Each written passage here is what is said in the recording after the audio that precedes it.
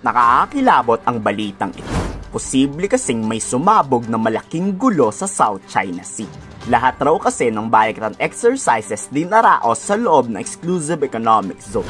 Pero ngayon, hindi ito gagawin sa loob ng West Philippine Sea, kundi lalabas sa pinagagawang teritoryo sa South China Sea. Ngayon, ilabas ng China ang pambubuli at harassment nila. Pero ano pa ba ang aasahan natin sa mga Chinese na ito? Pineke nga noong nakaraan yung pinagsasabi na military dress ng China sa South China Sea. Tapos papalag pa sila ngayon. Napakabigat niyang mensahe ang hatid ng balikatan exercises na kung magbabalak man ng China ang sakupin ng West Philippine Sea, hindi magdadalawang isip at tatakot ang Armed Forces of the Philippines na depensahan ito ang ating teritoryo.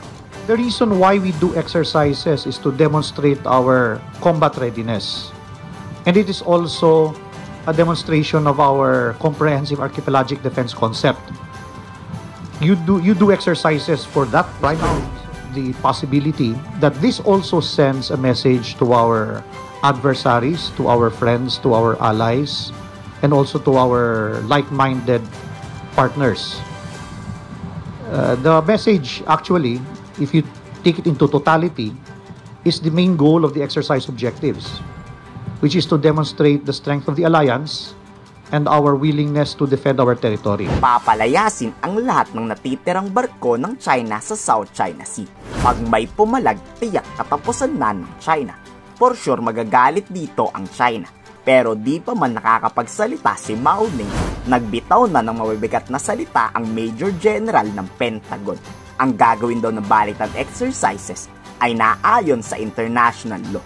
Kung mamasahin ito ng China, wala raw pake ang US sa sasabihin ng Foreign Ministry of China. Secretary Austin emphasized he also underscored the importance of respect for high seas freedom of navigation guaranteed under international law, especially in the South China Sea, and reiterated that the United States will continue to fly, sail, and operate safely and responsibly wherever international law allows. Pero kung dumating ang punto na magkainitan dahil napikon na ang China, wala daw tayong dapat ikapangamba.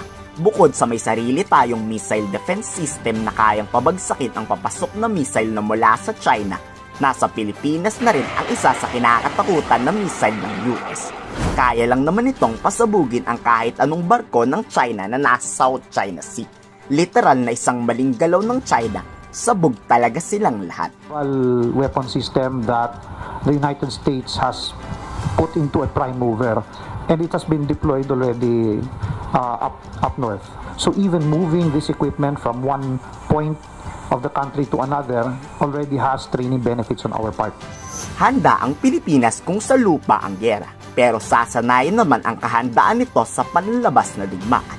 Ang malaking tanong pagkatapos nito, kaya ba nating makipagsabayan sa mga bigating bansa tulad ng China? I mentioned previously, all our exercise prior to 2020 were all done inside our military camps.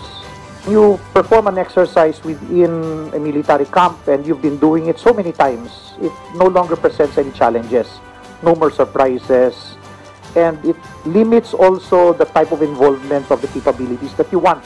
So these new geographic locations actually provide itself more learning opportunities on the part of the armed forces, not only at the tactical level but also at the operational level. The invasion and the aerial access. So yan yung tinitingnan natin, kaya nakafocus yung Salaknib for the aerial defense. Hindi ba kayo nagtataka? Grabe ang preparasyon ng Pilipinas sa gulong ito. Mukhang may malaking gulo talagang mangyayari sa hinaharap. Kayo, handa ba kayong may paglaban para sa Pilipinas kung magkatotoo man ito? I-komento sa baba ang inyong saloobin.